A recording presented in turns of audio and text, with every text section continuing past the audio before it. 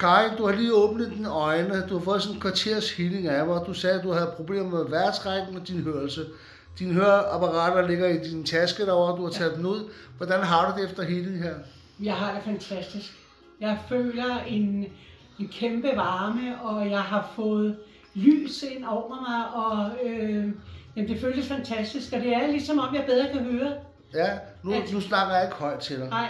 Hvordan, kan du høre, hvad jeg siger? Det kan jeg sagtens. Det kunne du ikke før. Nej. Der skulle jeg rykke helt tæt på. Jeg kunne faktisk ikke høre dig. Hvordan er din vejrtrækning?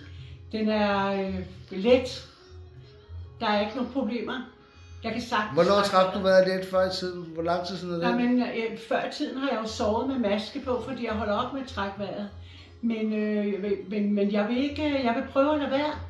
Fordi nu trækker jeg jo vejret. Du skal stole på din krop og elske den og kramme den, ikke? Ja. Kram dig selv, kom. I love you, baby.